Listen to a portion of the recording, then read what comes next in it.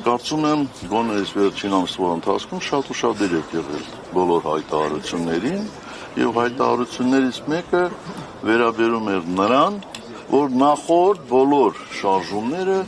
իրենք են համակարգել։ Այսինքն մենք էլ տենց կողքից բան ենք եղել, էլի, հարսանքավոր ենք եղել, իրանք խավորն են եղել, մենք էլ հարսանքավոր ենք եղել։ Դե եթե իրանք կուզենան խավորությունը շարունակել, կառաջարկեն փողոցային պայքար, մենք պատասխանատվենք։ Հիմա ձեր եւ Ռոբերտ Քոչարյանի միջև հակասությունն է ավելի շատ մեծ, թե ցանկությունը Նիկոլ Փաշինյանին հեռացնելու։ Ինչու ի վերջո այդ հարցի շուրջ ընդհանուր համաձայնություն ձեռք չի բերվում։ Ես կարծում եմ, ձեր հարցիատերը ուրիշ է։ Դուք արդեն կասկածում եք, որ ես քանի անգամ եմ հայտարարել, որ ես նպատակ չունեմ եւ իմ թիմակիցները նպատակ չունեն իշխանության գալու։ Մեր նպատակը իշխանափոխությունն է։ Իսկ եթե ազնապես ես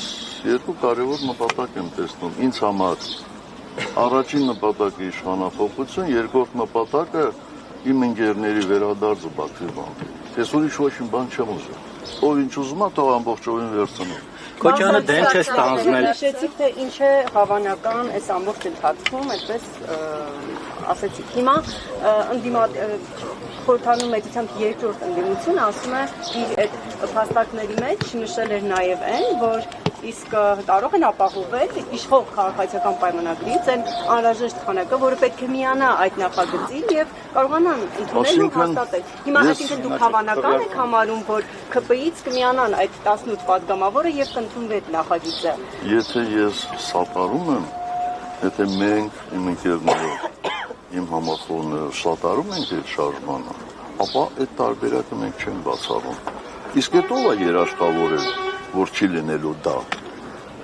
Դա ընդհանրապես ենթադրություն է, չէ՞, ասում են գնացեք ԿՊ-ին համոզեք, հետո մենք էլ կդանք։